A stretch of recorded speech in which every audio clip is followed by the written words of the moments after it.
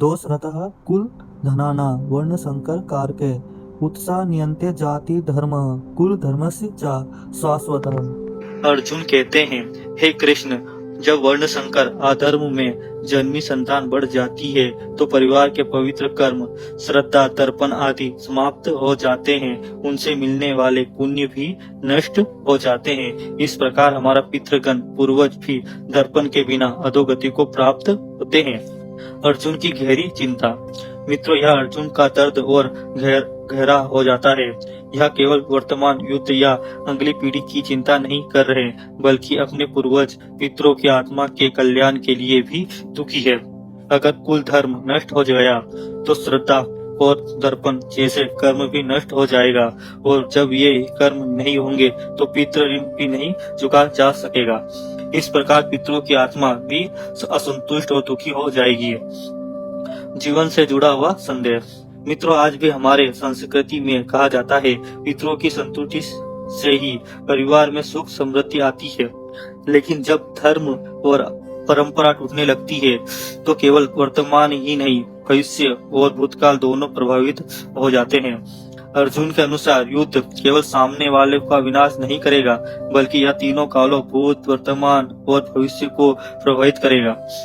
इस श्लोक का सार अर्जुन कह रहे हैं, हे माधव, कुल धर्म के विनाश से श्रद्धा और दर्पण जैसे पवित्र कर्म नष्ट हो जाते हैं। उनके बिना पितृ भी अधोगति को प्राप्त होते हैं। इसलिए यह युद्ध केवल वर्तमान का नहीं, बल्कि हमारे पितरों की आत्मा का भी संकट है। इस श्लोक का सार अर्जुन कह रहे हैं, हे माधव, कुल धर्म के विनाश से श्रद्धा और तर्पण जैसे पवित्र कर्म नष्ट हो जाते हैं। उनके बिना पितरों। इस श्लोक का सार अर्जुन कह रहे हैं, हे माधव, कुल धर्म के विनाश से श्रद्धा और तर्पण जैसे पवित्र कर्म नष्ट हो जाते हैं।